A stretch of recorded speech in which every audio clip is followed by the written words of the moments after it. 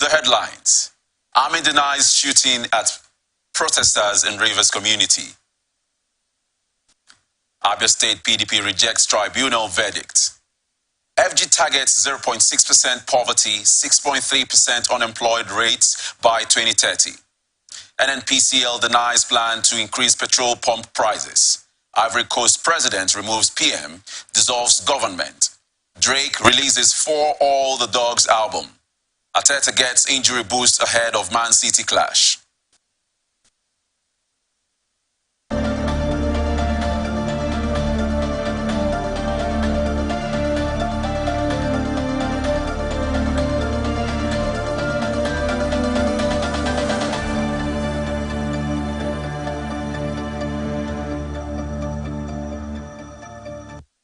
Our stories.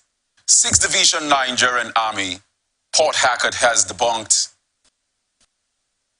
allegations that its troops shot at and manhandled protesting youths and women in Rumebe community, Emoha local government area of Rivers State. Recall that the executive director of the Youths and Advocacy Center, Fine Face Du Maneme, had in a statement issued in Port Harcourt alleged that 2 persons were rushed to the hospital while the whereabouts of a 3rd person allegedly injured by the soldiers at the scene of the protest was unknown. Also, some of the protesters alleged that in a bid to disperse them, the troops destroyed canopies they erected and seized their electronic equipment. Our correspondent reported that some people in Rumebe, including women and elders in the community, have been protesting the alleged failure of multinational companies operating in their community to meet their demands. The acting deputy director public relations, 6th Division of the Nigerian Army, Port Harcourt, Major Jonah Danjuma. Jonah, in a statement, said the situation in Rumebe was an attempt by some miscreants who disguised as protesters to take the laws into their hands. Major Danjuma said, even though the miscreants barricaded the road and attempted to stop troops on routine patrol access to a flow station where they were providing security, soldiers did not shoot to disperse them. While noting that the allegations against the army were false and malicious, he said the troops are trained professionals who conduct themselves by adhering to the rules of engagement with respect to the rights of citizens, adding that he was at the scene and saw things for himself, while urging members of the public to disregard what he termed an illogical allegation. The spokesman said it is a futile attempt to malign the reputation of the Nigerian Army. Minister of Works, Senator David Umahi, has announced a ban on the use of laterite as a base in road construction. He directed that henceforth contractors should use lumps, sharp sand and stone base to form the base before laying of concrete or asphalt pavement. The minister gave this directive while inaugurating a committee for the supervision of the reconstruction of Benin, Warri Dual Carriageway and the dualization of East-West Road, Port Harcourt, on Port Harcourt Junction Road in Rivers State. This was contained in a statement signed by the Director, Information, Press and Public Relations of the Ministry, Larry Adams Blessing, in Abuja on Friday. According to her, Umahi noted that laterite has a limited road-bearing capacity, susceptible to erosion and weathering, especially in areas with heavy rainfall, and this can lead to degradation of the road surface over time, maintenance challenge, and does not last long. The minister also directed the newly inaugurated Road Task Force team that there must be a continuous maintenance of all the roads under construction until the end of the project. He enjoined them to ensure that the contractors are duly informed of the development and that they should remember that the ministry is under a marching order given by Mr. President to fix Nigerian roads for the citizens to have ease of movement from one location to the other. A coalition of pro-democracy organizations in Nigeria has faulted the Independent National Electoral Commission plans to transmit the results of the November 11 Bayelsa governorship election manually. The group said this in a statement jointly signed by Mr. Olufemi Lawson, the National Secretary, Campaign for Democracy, and Attorney John, the Niger Delta Democratic Vanguard in Lagos on Friday. The coalition of pro-democracy organizations in Nigeria is an amalgamation of groups committed to ensuring transparency, fairness, and accountability in the electoral process. It said that planned manual transmission of results for the governorship election was an attempt at allowing desperate politicians to manipulate the will of the electorate during the election. The group said that it believed that the integrity and credibility of any election depended on the transparency of the electoral process, including the accurate and timely transmission of results. The group called on all stakeholders, including political parties, civil society organizations, and the international community, to join hands in safeguarding the integrity of this critical election. Commissioner for Health in Cross River State, Dr. Henry Ayuk, has disclosed that the state government will collaborate with the University of Calabar Teaching Hospital Management to promote health, safety management, and other services to meet best practices in the health sector. The commissioner said efforts would be made to attract more of such facilities to achieve the state government's policies on health for all, especially for the aged and the children. National President of the Society of Specialists in Airway Management, Dr. Aderonke Adesian, said airway management training has been brought closer to health practitioners, considering the fact that knowledge and skills are essential for all healthcare professionals. Abia State Election Petition Tribunal sitting in Umuahia has dismissed 3 grounds of prayers brought by the candidate of the People's Democratic Party, Oke Ahiwe, against Governor Alex Oti. The tribunal, which delivered the judgment at about 1:20 p.m., dismissed Ahiwe's case for lack of merit. Ahiwe had challenged the declaration of Oti as the duly elected governor by the Independent National Electoral Commission. In his prayers through his lawyer, Paul Ananaba, Ahiwe had urged the court to remove Oti and declare him the winner. The PDP candidate said the electoral victory of Oti did not conform with Section 77 of the Electoral Act, among other prayers. However, the tribunal threw away all the requests for lacking in merit. Meanwhile, People's Democratic Party in Abia State has rejected the judgment of the Abia State Governorship Election Petition Tribunal, which upheld the victory of Dr. Alex Oti as the governor of Abia State. In a statement signed by its state publicity secretary, Ama Abraham, the party stated that it is not so surprised at the judgment because Oti and the Labour Party have been bragging that the petitions of the PDP and the other party that challenged Oti's declaration as winner of the 2023 Abia governorship poll would be thrown into the trash bin. Meanwhile, the PDP governorship candidate in the election, Oke Ahiwe, has urged his supporters to remain calm as there is no cause for alarm over the verdict of the Abia State Governorship Election Petitions Tribunal, which upheld the election of Dr. Alex Oti as the governor of Abia State. Expressing confidence in the judiciary, the PDP candidate assured that his legal team would examine the verdict of the tribunal and advise on his next line of action. Justice Raman Oshodi of the Special Offences Court in Ikeja, Lagos, has convicted and sentenced the businessman Kolawole Erinle to 12 years imprisonment for $1.4 million fraud, according to a statement by the acting head, media and publicity of the Economic Crimes and Commission, Dele Oyewale. Erinle and his company, Remdex Nigeria Limited, were first arraigned before Justice Oluwatoyin Taiwo of the Special Offences Court sitting in Ikeja, Lagos on March 11, 2022. Though he pleaded not guilty, the trial could not be concluded before the retirement of Justice Taiwo, thereby prompting the reassignment of the case to Justice Oshodi. He was subsequently rearranged on October 28, 2000. Justice Oshodi on 3-count charges bordering on conspiracy, retention of proceeds of criminal conduct, and obtaining money under false pretense to the tune of $1,410,000 United States dollars. He again pleaded not guilty to the charges. Justice Oshodi had, on February 10, 2023, revoked the bail earlier granted to the defendant following an application by the prosecution showing that he never perfected the bail conditions granted earlier by Justice Taiwo. Delivering judgment, Justice Oshodi declared the defendant and his company guilty as charged and also held that the prosecution effectively proved the case against them beyond every reasonable doubt. Thereafter, Justice Oshodi sentenced him to 5 years on count 2 and 12 years on count 3. The sentences are to run concurrently from February 10, 2023, when he was remanded by the court. Acting Controller General of the Nigeria Customs Service, Adewale Adeniyi, has stormed Abeokuta, the Ogun State capital, following the seizure of various smuggled goods by the Ogun 1 Area Command. Adeniyi, who was flanked by the controller of the command, Amadu Bello Shoaib, said the command in 2 weeks intercepted 1,436 used pneumatic tires, 53 sacks, and 569 parcels of cannabis sativa, weighing a total of 1,179 kilograms. The service also seized 3,149 bags of foreign parboiled rice.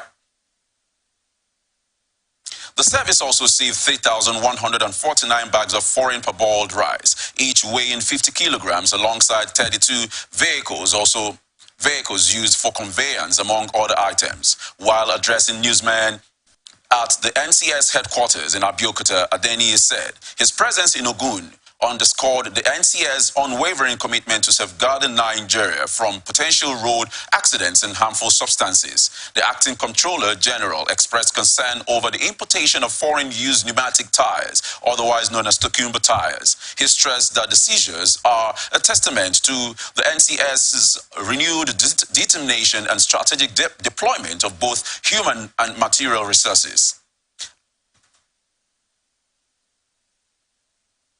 Governor Ademola Adeleke has imposed 24-hour curfew on warring communities following the killings and destruction of property that trailed the communal clash between Ilobu, headquarters of Irebodun local government area, and Ifon, headquarters of Orolu Council. Report says the 8 people were killed and houses razed during the clash between the two communities. Residents of the two communities also fled their homes for safety. The Osun State government on Friday, in a statement by the Commissioner for Information and Public Engagement and Public Enlightenment, Kolapo Alimi, said Governor Ademola Adeleke has directed that a 24-hour curfew begins in Orolu and Irebodun local governments housing Ifon and Ilobo communities with immediate effect. Ekiti State government has approved the appointment of Prince Williams Oluseyi Ehimodupin as the new Obanla of Ilapo Ekiti in Ikole local government area of the state. The State Commissioner for Information, Taiwo Olatunbosin, who made this known in Ado-Ekiti, said the approval was part of the decisions of the State Executive Council. He said the appointment was made after clearance from the Ministry of Justice, adding that it was consistent with the provisions of the Chief's Law, Cap 65 Law of Ekiti State, 2012. Olatunbosi added that the appointment has been authorized to be published as a legal notice in the State Gazette. The commissioner said the council also approved the renovation of the agricultural farm buildings, Phase 1, at Erinfo along Federal Polytechnic, Ado-Ekiti, Afe Babalola University Road, which functioned as the office of the Livestock Investigation Center in the state and accommodation for trainees. Commissioner for Youth Development Gold Adedayo has pledged the support of Governor Biodun Oyebanji's administration for efforts at ensuring the successful conduct of the forthcoming enumeration and census. He gave the assurance in his office in Ado-Ekiti during an advocacy visit by officials of the National Population Commission led by the Federal Commissioner representing Ekiti State, Mr. Ayadeji Ajayi. He noted that the exercise would help in equitable resource allocation, as the objective was to determine the population size, establishment of demographic data, employment status, and standard of living.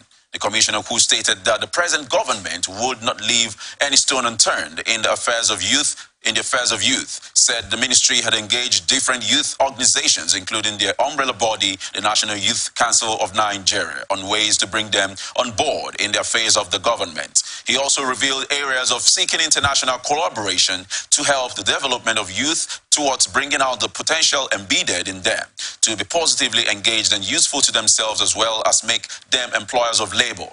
Earlier, the Federal Commissioner of NPC, Mr. Deji Ajayi, appreciated the governor for appointing the commissioner to take charge of youth development in the state. Labour Party in Kogi State has refuted news making the round that 21 local government chairmen dumped the party for the ruling All Progressives Congress. The State Publicity Secretary of the Labour Party, Idaho Emmanuel, disclosed this at a media briefing in Lokoja on Friday. Describing the news as fake and misleading, he said the governorship candidate of the party, Barrister Adejo Okeme, has no plans of collapsing his structure for any opposition party. He stressed that the Labour Party is focused on issues that will rescue the good people of the state. According to him, the ruling party and other opposition parties in the state are using propaganda and fake news to deceive and distract followers, supporters, and members of the party. At least 8 of the 24 persons involved in a boat accident that happened on Monday in Kasabu community of Agwara local government area of Niger State have been rescued.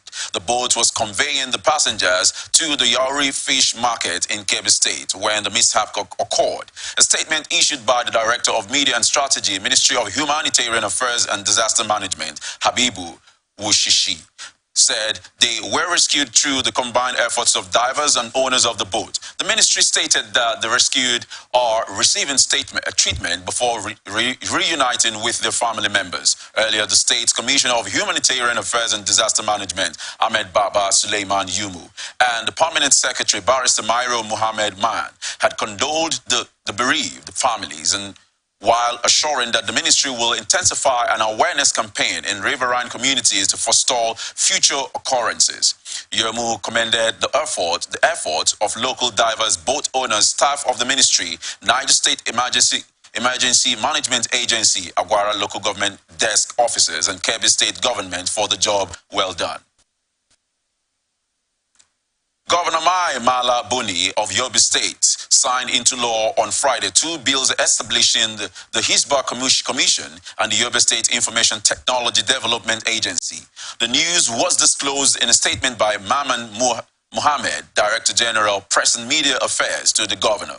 According to the statement, the Hisbar Commission law is meant to monitor the enforcement and implementation of Sharia and prevent other social vices in the state. The statement also added that the Yobe State Information Technology Development Agency law is to coordinate and collaborate with institutions in mentoring and training youths in the field of information technology in the state.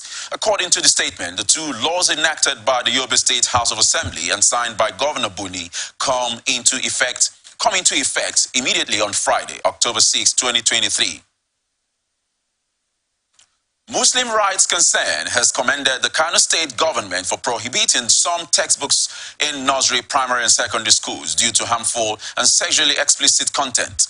Murik chairman in Kano, Hassan Edababwa, in a statement said the move by the government to remove some lewd and pernicious teaching materials from the curriculum of basic schools was commendable. He said the decision of the Kano State Kano State government under the leadership of Governor Abbas Yusuf came at the right time. Ndababwa further said the groups was one of the frontline advocates for removing all obscene teachings aid from the nation's educational system.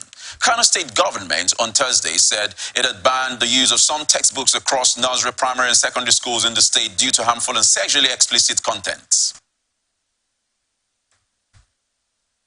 Katsina State government has approved a sum of 560 million naira to be used in purchasing security equipment to fight insecurity in the state. Dr. Nasser Dan Musa, the State Commissioner for Internal Security and Home Affairs, revealed this while briefing newsmen in Katsina. Dan Musa, who briefed newsmen on the outcome of the Executive Council meeting, said the equipment will be handed over to newly recruited security personnel in the state. The state government recently established a security watch corps and recruitment about 1,500 youths from the frontline area to defend their communities. Reacting to the development on 18 Society Watch, social commentator and broadcast journalist Mr. Iwo Rumbo called for adequate measures to ensure that the said funds are used to purchase the security equipment to safeguard lives and properties of residents in Katsina State. Here is the update. The Katsina State governor did not just wake up one morning and decided to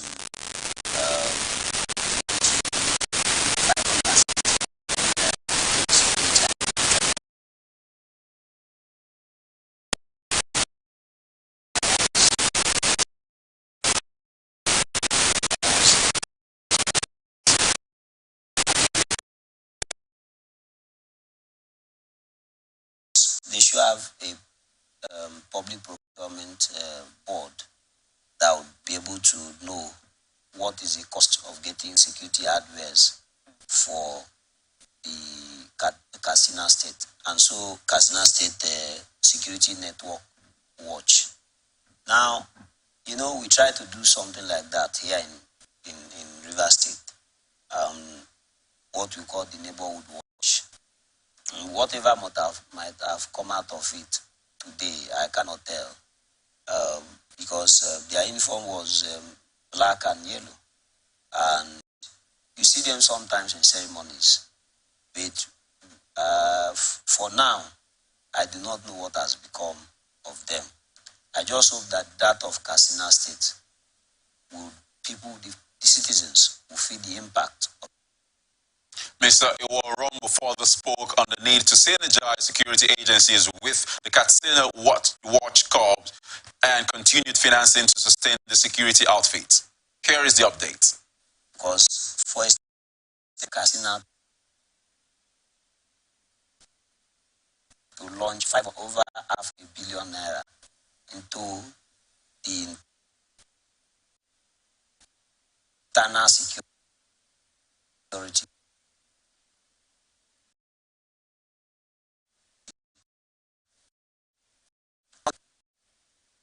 This is not going to the police. It's not going to them. It's not going to the Navy. It's not even going to Air Force.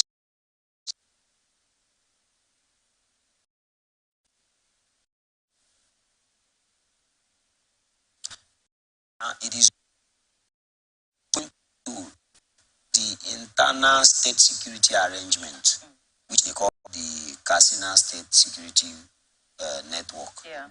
Now, what it will mean is that the governor may have by this time appoint a commander who understand the security architecture of the state, who understand where are the crime-prone areas of the state, who understand the borders of the state, who understand how security measures are to be taken, the security infrastructure of the state, and who can easily relate with the commissioner of police in that state, the director of DSS, the GOC command, the army commander, of course, the whoever that is in charge of the Air Force of that state. So all of these, it shouldn't be just an appointment for political patronage. This is about property. This is about lives of the citizens of Katsina State. So I want to believe that whatever money that is allocated to them will not be a one-time thing. Because if he had set up this organization, or if it has been there before now, it will be sustained. That will be my belief. Because if you set up a security infrastructure, a security structure such as the Katsina Security Watch, what it will mean is that you need to maintain them. You need to be paying them salary. You need to allocate funds for their day-to-day running. And so if you had to give them just this 560 million just for once, you will not be able to sustain them over a reasonable time where you can get results from whatever investment you have made. And therefore, I want to believe that the state government would be interested in how to sustain whatever efforts, whatever investment it is making in the internal security arrangement of this. You are watching the Global News on Atlantic Television Network. We will be back after this break.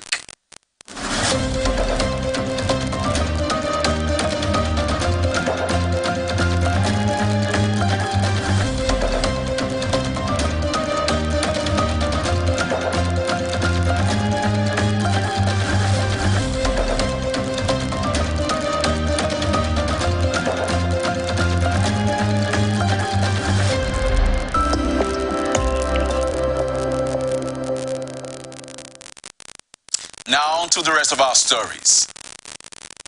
Former Vice President Atiku Abubakar has called on the 2023 presidential candidates of the Labour Party and the New Nigeria People's Party, P2B and Rabiu Kwankwaso, to join him in the fighting for justice for the country.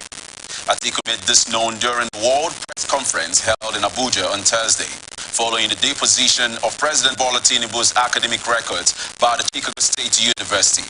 CSU released Tinubu's certificate to Atiku upon the order of an American court, a development that had created reactions among Nigerians. Speaking in Abuja, Atiku said he was not fighting for himself but for the country. Reacting to the development on ATN blowouts, socio-political analyst Dr. Abraham Joe Ukiri suggested that the 2023 presidential aspirant of the People's Democratic Party, Atiku Abubakar, in his call for a coalition with other aspirants to seek justice has a hidden ambition that remains a mystery. Here is the update. Why now ask Obi? Why now ask Kwankwaso? How would they join him? How would they? Is it to go? Is he going to institute a fresh suit in court concerning this matter? But he said he's continuing the his presidential ambition, and he went to court on his capacity as a contestant of the 2023 general election. So he's called to Nigeria, turning himself into a human rights activist. That his mission is to achieve this, achieve that. It's clouded for me, a mystery of a hidden ambition and all that. Party crisis rocking all Progressives Congress seemed to be on new dimension as the faction of the party conferred on the Minister of Federal Capital Territory, Nyesom Wike, the political infantry of the state. The APC faction, led by Tony Okocha, former Chief of Staff to former Minister of Transportation, Chibuike Amechi, said, We pray for Mr. Chairman to discountenance the machinations of the pretenders who, via hues and cries and trumping up lies, want to negate the natural law that aptly recommends that one reaps where the one sows. Reacting to the development on ATN Open Conversation, socio-political analyst Barrister Asim Adams called on the national body to fix the ongoing problem in the River State chapter of APC or risk having the party fall into disarray. Here is the update. I just want to say something, that the APC problem has become a comic orchestra. You know, when you have an orchestra that has some kind of comedy in it. For me, has now become dismembered and balkanized. APC River State. Okay. Dismembered. When you say dismembered, it's like a butcher who you see a whole goat. You see it's so fine, beautiful, made by God, but once it's roasted, the moment they begin to butcher it, you find it very difficult to know the part of the body that is coming from. Now, as the case may be, Ganduje, for me, has been playing the same type of politics that the president, who is still a member of APC and a leader of APC, played during the electoral period or election period in River State. Where he accepted or maybe met a faction, met other faction, and asked them, by word of mouth, say, go and settle yourselves. But inwardly, he knows that he was just dwelling on sophistry. You understand that it is a minute. He knew where his heart was going, and he knew where he has to pitch his tent. And we later found out where he pitched his tent. Barrister Asim Adams further apportioned blame to the national body for withdrawing its petition in the River State election petition, leaving its gubernatorial candidate in its litigation against the People's Democratic Party. Here is the update. To tell you that, or to reinforce what I am trying to say, is that at the tribunal, the election petitions tribunal in River State, APC withdrew from his for that particular suit. Leaving his candidate. The national. No, yes, they withdrew. They said they are not interested in following a Toye call to court. You understand? Even though I know that under the act, the party can, bring a suit. The candidate also can bring a suit. If he wants to contest electoral, defeat it is as the case may be. You see, they withdrew, leaving, the young man home and dry, whatever as they used to the world, as they say. So this has become, the problem with APC. It is more or less internecine. It's become obvious. Now, for me, the faction of Tony Okocha is like winning the battle. Because the other faction led by former Minister of Transportation or whatever has gone into oblivion. It's more or less like a ragtag army, running up and down without leadership and is rudderless as the case may be now. So Tony Cole is trying to come back to see if he can wear that toga or garb of, the minister, that is Chibukelo Timi Amechi, to lead this particular APC, dismembered, area to see if they can seek for or get national prominence. Justice Binta Inyako of the Federal High Court Abuja has sentenced the kidnappers of Professor Mike Ozekome and Delta State Commissioner for Higher Education, Professor Hope Ehaha, to 20 years imprisonment. Delivering judgment, Justice Inyako sentenced Kelvin Onyara and Frank Azueko after convicting them of kidnapping and terrorism. The judge, however, discharged Michael Omoniho, a priest of a shrine, who was arraigned along with the convicts. According to the judge, some of the 14-count charges for which the convicts were arraigned for carried life imprisonment, but she had to use her discretion to sentence them to 20 years imprisonment, which commenced from the date of their arrest. Before the judge handed down her sentence, she gave the defendants room to plead for leniency. The defendants prayed the court to hand the minimum sentences to them. They pleaded that they have been in the custody of the Department of State Services for 10 years and have serious health issues.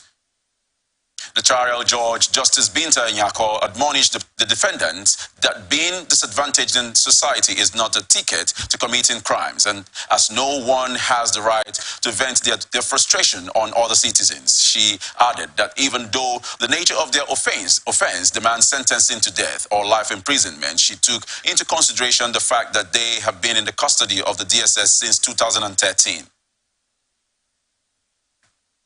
Federal government says it will commence payment of 25,000 special grants under its conditional cash transfer scheme to vulnerable pensioners by November. Betta Edu, Minister of Humanitarian Affairs and Poverty Alleviation, disclosed this during a meeting with Joe Ajero, President of the Nigerian Labour Congress in Abuja.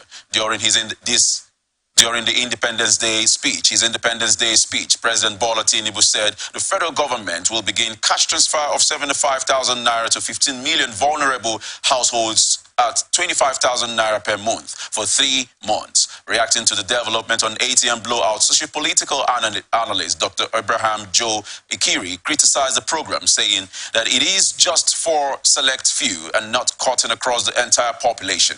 Here is the update. Still, this is not a comprehensive program. 3 months, 75,000 naira to a sectorial group. We are talking of pensioners. What of other sectors? Now, you look at this social scheme which started during Buhari's regime, transfer and all that. Have they done a social impact assessment of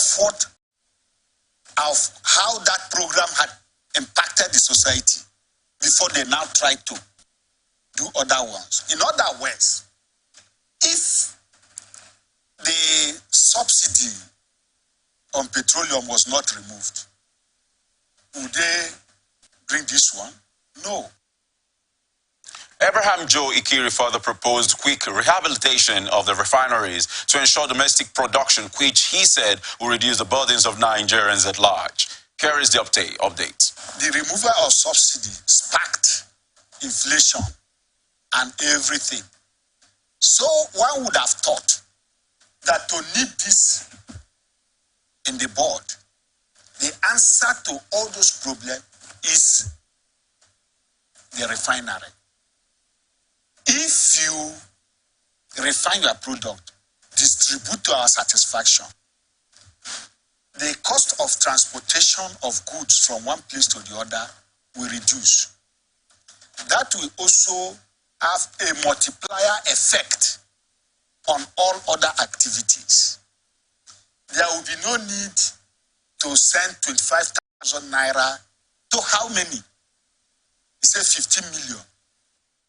Federal government has said it targets to reduce the poverty rate to 0.6% and the unemployment rate to 6.3% by 2030 and 2050 agenda. The Minister of Budget and Economic Planning, Senator Atiku Bagudu, said this at a news briefing for the 29th Nigerian Economic Summit in Abuja. The theme of the hashtag NES29 scheduled for October 23 to 24 at the Transcorp Hilton, Abuja, is Pathways to Sustainable Economic Transformation and Inclusion. Bagudu said that the theme was chosen to discuss the imperatives for transforming the nation's economy while ensuring inclusivity. He said that the discussions around the theme would be on 5 sub-themes, namely stimulating economic growth and mobilizing finance for sustainable development. House of Representatives has raised concern over the erosion problem in Auchi, Edo State and its environs and asked the federal government to immediately declare a state of emergency in the area to provide holistic remediation in order to safeguard lives and properties. The House also asked the Federal Road Maintenance Agency to urgently intervene and reconstruct the bridge linking Ido-Okwebe communities with Awuyemi community and Ayogwiri Obona axis of the Auchi to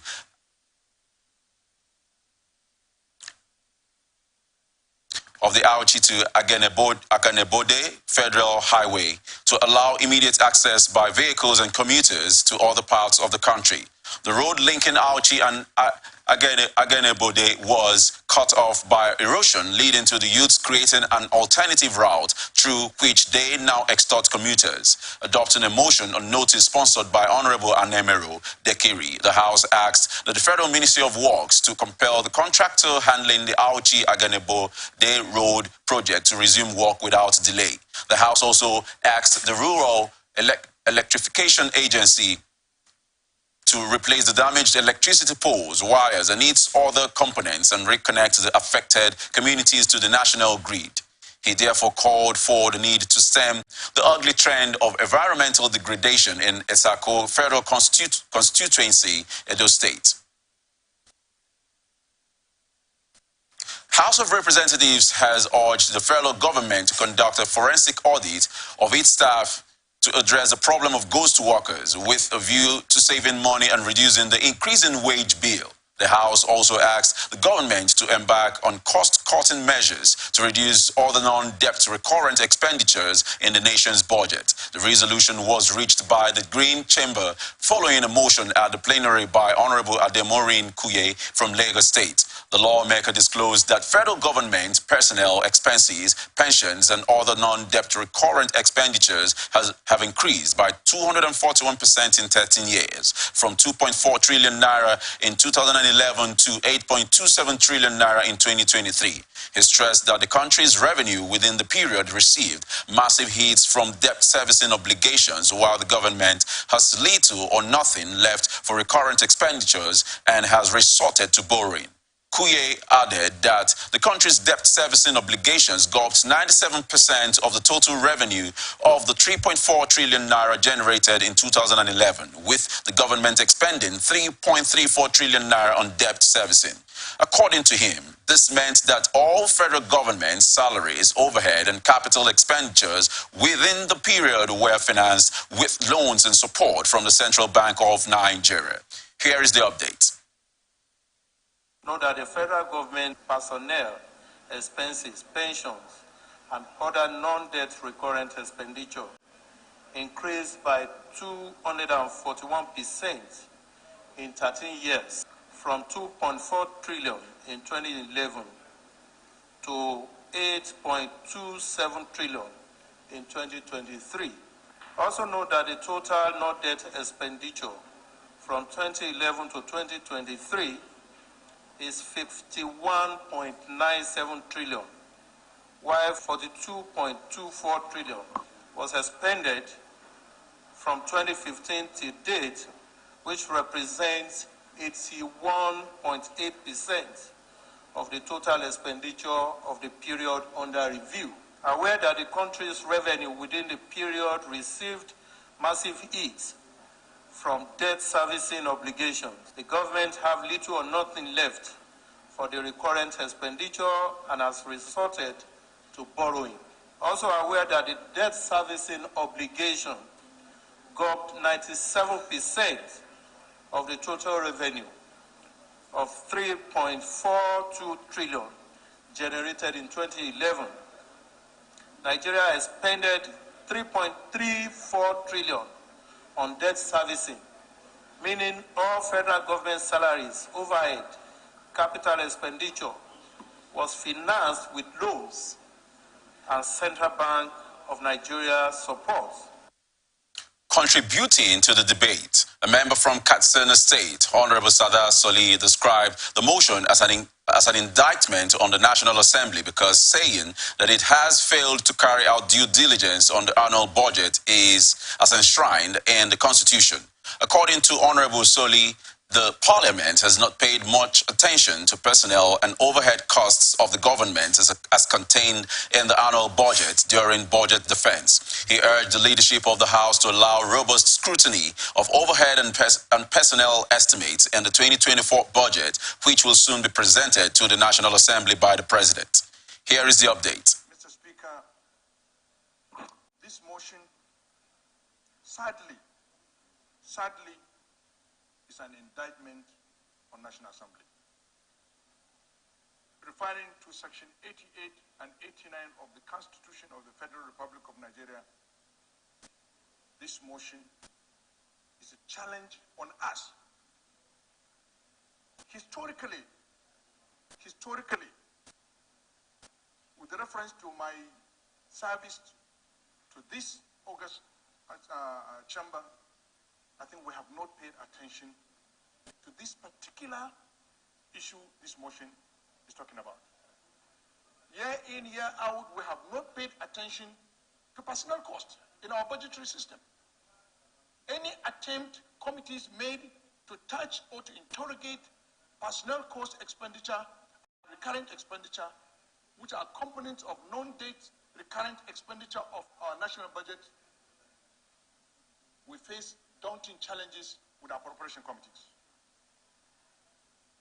And that is one of the gaps that we open up, and then we allow a lot of shenanigans going on in this part of our budgetary system.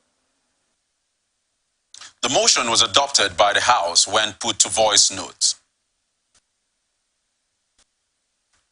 Senate has pledged that it would give the expected new minimum wage bill from the executive arm of government expeditious consideration for improved welfare of workers and industrial harmony in the country. This was disclosed in a statement issued by Chairman of the Senate Committee on Employment, Labor and Productivity, Senator Dickett Plang, Plateau Central. Plang, in a statement, assured Nigerians that the 10th Senate and, by extension, 10th National Assembly is committed to improving the living conditions of workers in the country. The lawmaker commended the federal government on the proactive actions taken to avert nationwide strike by workers last week Tuesday, but warned parties involved not to renege on agreements reached. The committee, he added, is committed to the International Labour Organization, principle of decent work, and will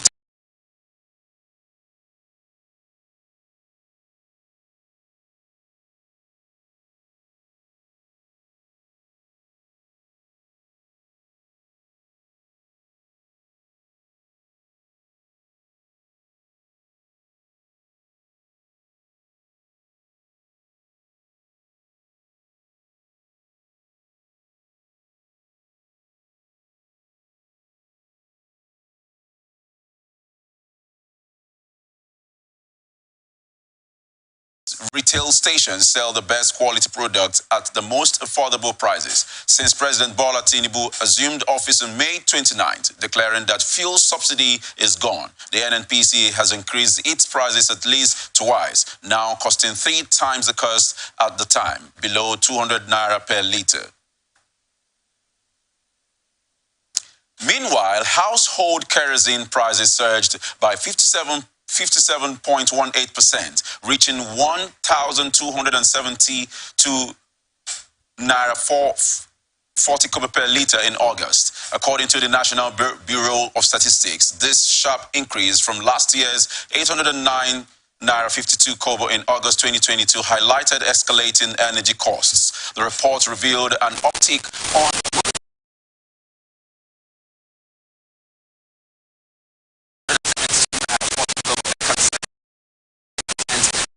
July.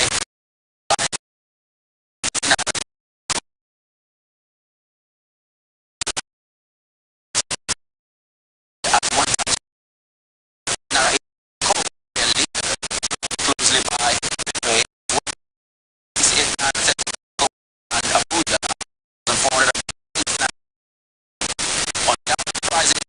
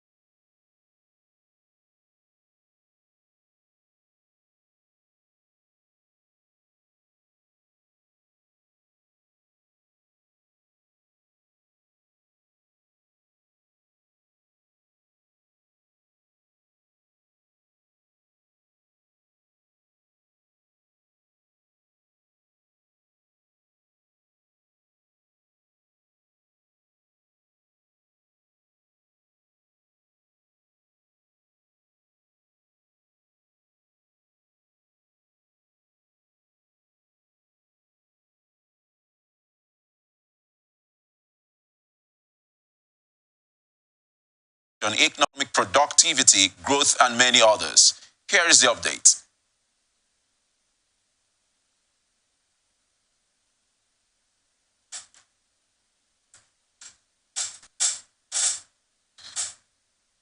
The Minister of Budget and Economic Planning, Senator Abubakar Atiku Bagudu, has highlighted the focus area of the forthcoming 29th Nigeria Economic Summit, which he said will be the fuel deregulation, job creation, economic productivity growth, and so many others. This summit, as you all know, is the first during the life of this administration, and following from a number of bold and courageous measures that have been taken. Fuel subsidy, fuel prices deregulation, exchange rate deregulation, inspire confidence in the Nigerian economy to drive job creation, economic growth, and realization of Nigeria's economic potentials in an ever-changing world. Tax reforms, improvement in expenditure efficiency, and this is further to institutional alignments that have been introduced by this administration. The coordinating Minister of the Economy, and as well as the Minister of Finance and the Ministry of Budget and Economic Planning, to help in focusing and coordinating all the economic plans that we have for the country. Pathway to economic transformation and inclusion in Nigeria lie in innovative policies, robust, workable institutions, strategic investment in infrastructure, upscaling our human capital, encouraging partner entrepreneurship and innovation, and leveraging digital technology. Through targeted reforms, increased transparency, and good governance, Nigeria. Abubakar said the summit is a collaborative effort between public policymakers, private sector industry leaders, development partners, civil society organizations, and representatives of academicians to identify development challenges and implementable solutions. Here is the update. Can unlock its immense potential, attract foreign investment, equip our youth with the skill and resources they need to leverage the opportunities of this digital era and improve the quality of life for its citizens. And the Nigerian Economic Summit, it's a collaborative summit. The summit had become the largest and foremost annual convergence of public sector policy makers and private sector industry leaders in Nigeria. It also brings together development partners, civil society organizations, and representatives of the academia. It provides participants with a unique opportunity of consensus building, identifying development challenges facing the country, and preparing implementable strategies and policy framework for addressing them. Collectively design and prioritize strategies to unlock untapped potentials, foster sustainable economic transformation, and promote shared prosperity for the nation. Cultivate people and technology-centered approach to addressing emerging trends, shaping a future of inclusive and sustainable economic growth for Nigeria. Facilitate the implementation of reforms to promote investor confidence, attract foreign direct investment, and provide incentives for private sector participation in economic and social development. He added that the summit will be full of activities such as briefing, debates, insightful sessions, workshops, dialogues, and many others. Here is the update. Facilitate discussions and actions towards attracting capital to support sustainable economic development initiatives, as well as provide a platform for reflecting on the development consensus provided in Agenda 2050, National Development Plan 2021-2025, as well as renewed hope agenda and policy advisory committee. The summit will be anchored on plenary sessions, CEO roundtables, briefings, insight sessions, debates, workshops, dialogues, co-creation labs, and high-level panel discussions. Stakeholders will highlight the imperatives of economic sustainability, inclusive growth, execution, political economy, and visionary leadership as drivers of sustainable economic development. From the venue of the event, Joseph Moses, ATN News, Abuja. Now to international tidbits.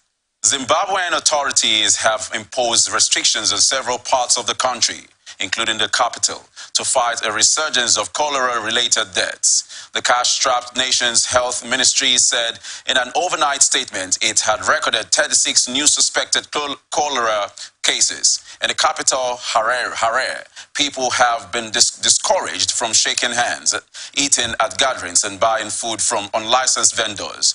In the Zakar district, some 340 kilometers south of the capital, the local government has banned all public gatherings that have not been approved by the health ministry. Since the outbreak was reported in February 30th, confirmed cholera-related deaths have been recorded, while 100 people are suspected to have died from the disease.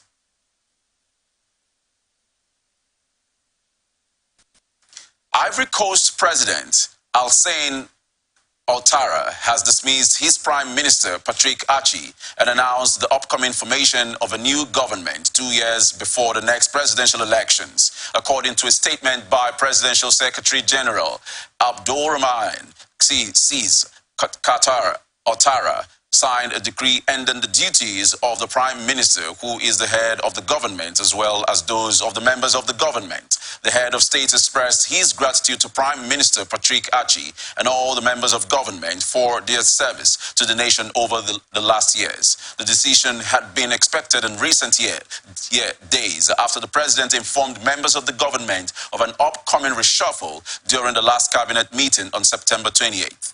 Achi was appointed in March 2021 after his predecessor, Hamed Bakayoko, died of cancer. He in turn had succeeded Amado Gon Kalabali, who died suddenly the year before. Achi resigned in April 2022 before being immediately reappointed to his post in a reshuffle.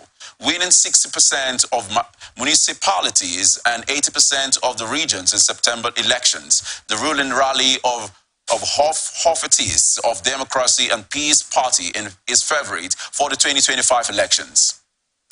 3 people have been killed in clashes in Liberia between supporters of the country's 2 main political parties ahead of next week's elections. President George Weah officially launched his campaign for a second term in front of thousands of supporters in the capital, Monrovia, ahead of next month's polls. The clashes on Friday were between the Unity Party of former Vice President Joseph Boakai and the ruling coalition for democratic change of George Weah, the ex-international football star turned politician and president since 2018.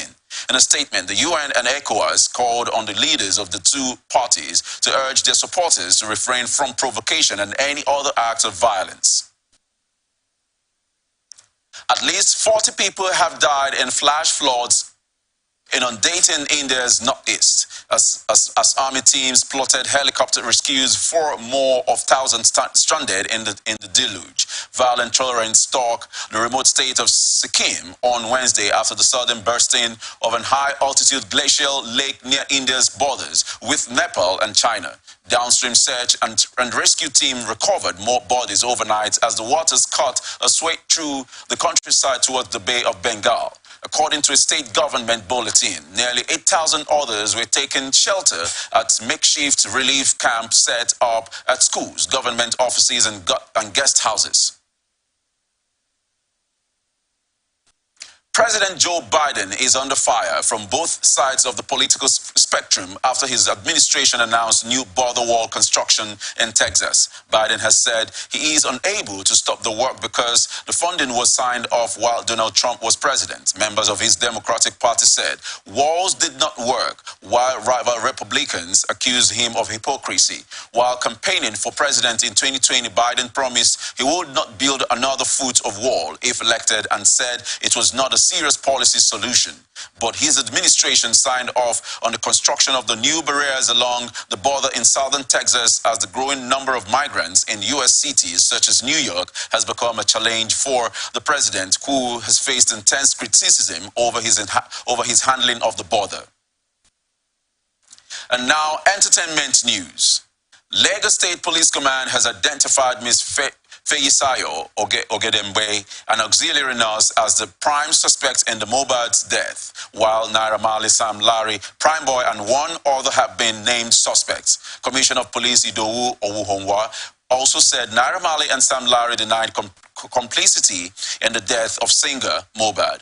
Owuhonwa disclosed this while giving an update on the death of the singer. He disclosed that Marley and Larry were out of the country when Mohbad died. The CP, however, affirmed that Larry subjected Mohbad to physical assault before his death. He further stated that there are evidence that Naira Marley and Sam Larry have nothing to do with Mohbad's death. Sam Larry had admitted to physically assaulting Mohbad over the 2 million naira the singer collected for his mother's burial, but failed to perform during the event.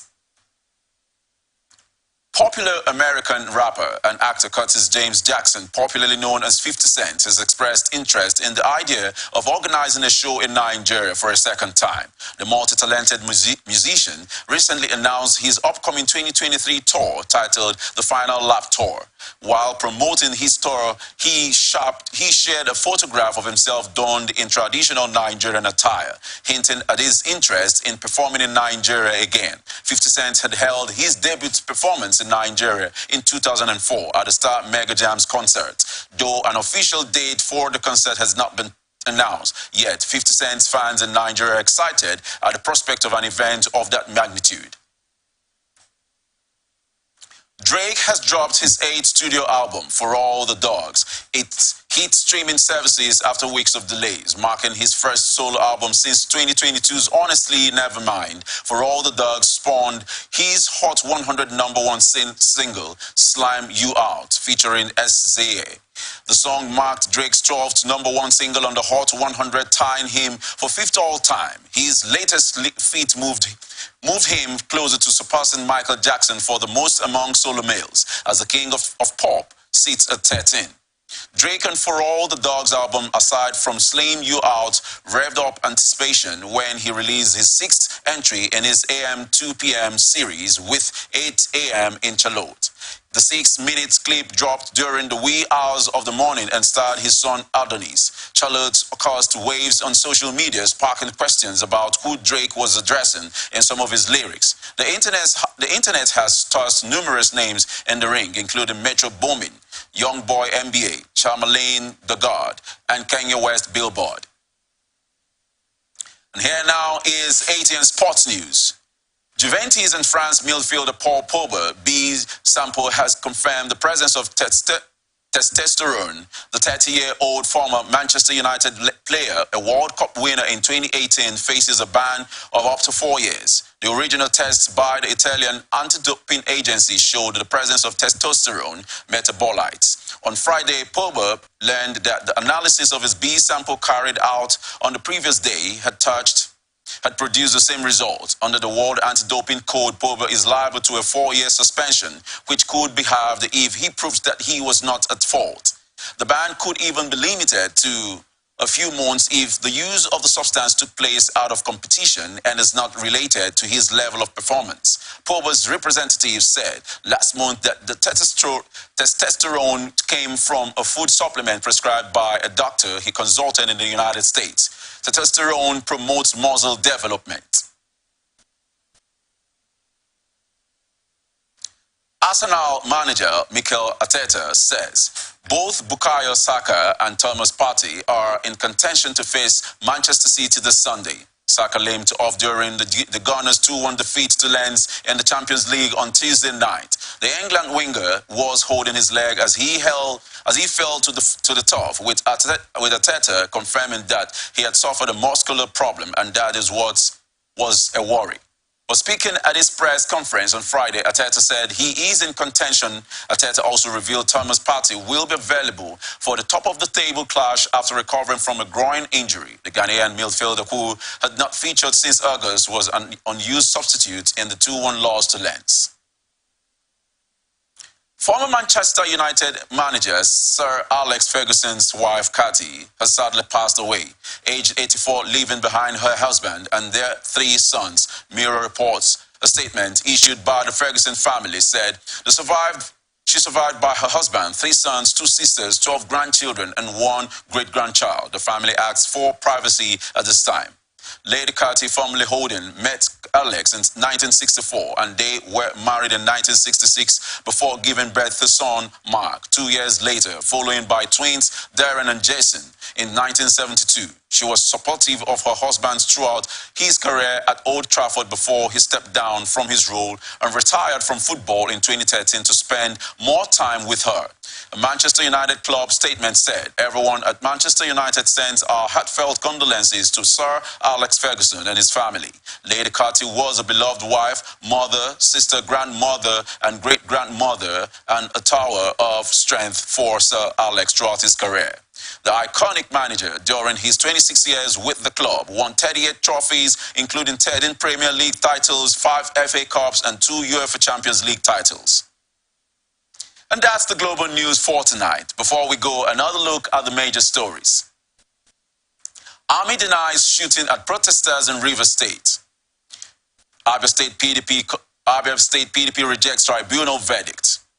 FG targets 0.6% poverty, 6.3% unemployment rate by 2030. NNPCL denies plan to increase petrol pump prices.